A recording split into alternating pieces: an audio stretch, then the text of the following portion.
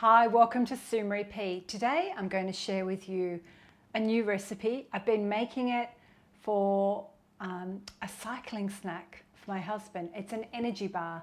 It's based and inspired on an Italian recipe for panforte. So it's got lots of fruit and nuts, and my version has no gluten, so it's gluten-free and there's no dairy in it at all. So it's vegan friendly. So if you'd like to see how I make my energy bar, perfect for cycling, come with me and let's see. So step one, pop your oven onto 150 degrees. This is a baked energy bar. And we need to grab a large bowl, and I've got everything ready to go. So it's a version of panforte, which is full of nuts and dried fruit. So you can do any combination that you like. You can mix and match whatever nuts or dried fruit you've got on hand. So the version I'm doing today, I'm using pistachios and walnuts, which I've pre-roasted and chopped. And I've got some flaked almonds. And because they were flaked, I didn't bother roasting those. And then we add dried fruit. So I've already chopped up some figs, dried figs and dates, and I'm using the medjool dates. So I've got 350 grams, well that's about 2 cups. And then we add in some ground almonds. I'm doing 50 grams. But if you don't have ground almonds, you can just add more nuts. And the original recipe doesn't really chop the nuts. They leave the nuts quite whole. But we kind of have been experimenting, and for a cycling bar or an energy bar, it's easier if there's not too many big nuts to munch through. Okay, and then we need to add some flour. I've got tapioca flour, which is a gluten-free flour, 3 tablespoons or 20 grams. We've got a bit of spice. I'm doing 2 teaspoons of ground cinnamon and a teaspoon of mixed spice. Really important to have spice in this bar. Pinch of salt. And the original recipes always use black pepper. And then there was this story that said that the black pepper was banned by the Italians because it was an imported product and they wanted to use something local. So they started using like a cayenne pepper or a little bit of chili powder. But I'm going to use a picante paprika, just a really tiny hint of that. And that's optional. If you don't want to have that, just leave it out. And we need to add some zest. So I'm going to add some zest of an orange because I've got that here ready and waiting. It's about a teaspoon of zest. That just gives a little bit of zing. We've got some cocoa powder because we're going to make a chocolate version, but I want to sift that. So just grab my sifter. And then we just want to try and break all that fruit up and mix everything together. So once you've got everything prepped, it kind of comes together in no time. The hardest bit is stirring it, I find. So I'm just going to coat all those fruit with the powdery flour. And I love this version of an energy bar because it requires no blender or food processor. And unlike the original panforte, we're not going to do it in a round today. We're going to do it in a square container. So I'll show you that shortly, because then we can ensure that we can chop it into bars. And we chop our bars into about a 40 gram or 65 gram bar. Okay, that's almost there. Okay, let me show you what I've done. So I've prepared my square baking or cake tin, which is, I think it's 23 by 23. And I've lined it with paper, greased it, lined it with paper. And here I've got, which is called edible wafer paper. So when the monks used to make it back in the medieval times in Sienna in Tuscany, they used, I think, like the communion wafer that the Catholics have at church. So I've managed to find this, which is edible paper. And I've just got a packet of A4 sheets that I got on Amazon. And I've just cut it to the size of the tin. So I just got the square and cut it along there. So the next thing is we need a hot liquid. So that's why I've got my little induction hob here. So let's turn this on. So we've got a cup of sugar. So I'm just going to pour all that in. So that's 200 grams. And I'm going to use a tablespoon of water. And we want to melt all of that sugar down. We need half a cup of a liquid sweetener. Traditionally they used honey, but I'm going to make it vegan friendly today. So I'm going to use this brown rice syrup or malt syrup. You can use agave. You could probably even use maple syrup. So I just need to measure out 150 mils. So what I'll do is I'll grab my scales. Where's my scales gone? Scales, scales. So that was embarrassing. I couldn't find my scales. All right, take two. I'll pop that on the scales and measure it out from here. So we need about half a cup or 150 mils. I find sometimes it's just easier to squeeze it directly into what you need it in instead of fussing and putting it in another ramekin.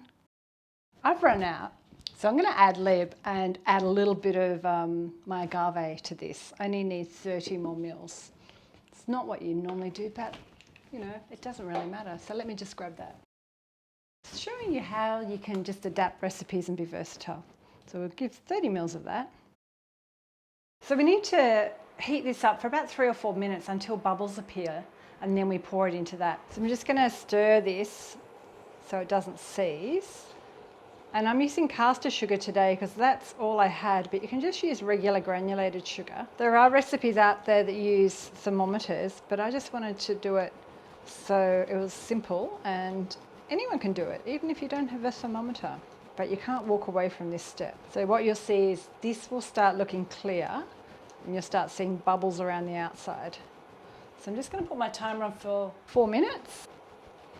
Even now you can see it's kind of more liquidy. That sugar's almost dissolved. Just do it for a few more minutes. But I think now we'll turn it off because there's bubbles everywhere. So now we need to pour this hot liquid into this fruit mix here. I'm being really awkward with the way I'm doing it. I'm left-handed, so sometimes I try and use my right hand and I just end up looking weird. All right. Now we need to move fast and mix this up before it cools down. So it's kind of like this sticky, sugary mess, and you need good, strong muscles. I usually call a friend. I usually call my husband in to do this part because I find I'm not strong enough. And don't be tempted to add any more water because I did that and then it made it not quite right.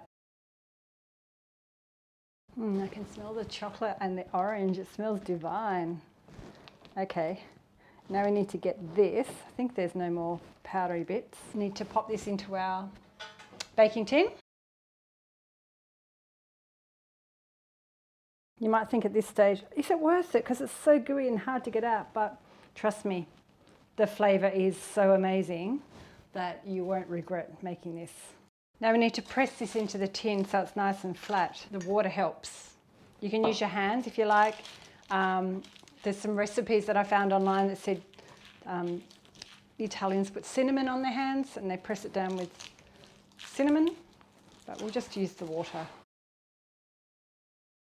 In the traditional panforte, they dust it with icing sugar, but we're not going to do that today. I'm just going to leave it so it's non-sugary because we're doing it as an energy bar. I'm going to get out one more tool, metal pastry cutter. I'm just going to flatten it with that. So there you go, it's all flat and smooth and quite level. Now we're going to bake this in our oven for about 20 to 25 minutes. You want to make sure you don't overcook it because then the edges go too crunchy.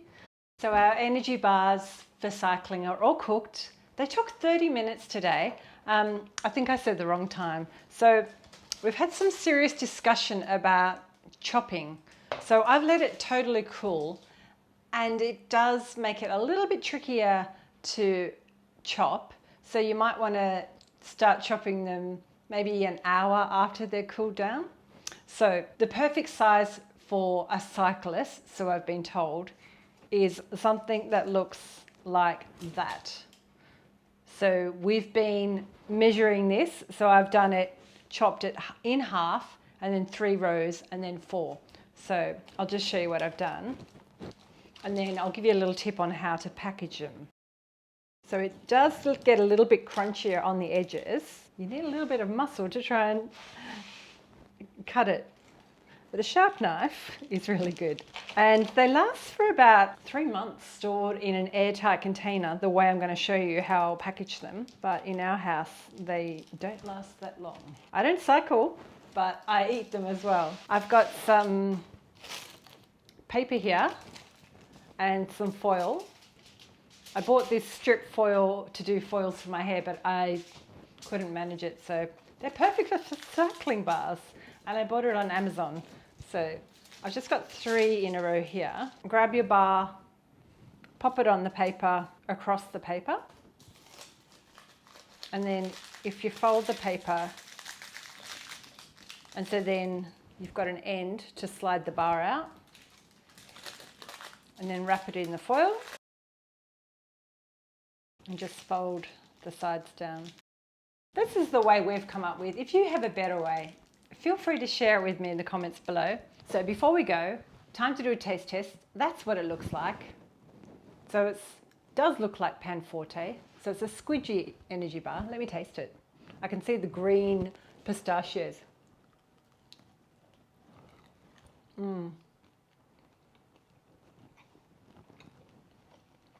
That's actually really delicious.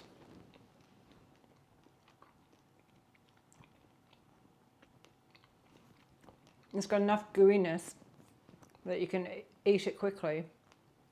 High carbs, full of goodness, full of protein from the nuts, and that burst of energy or sugar that you need when you're a cyclist. Let me know in the comments below if you give this a go.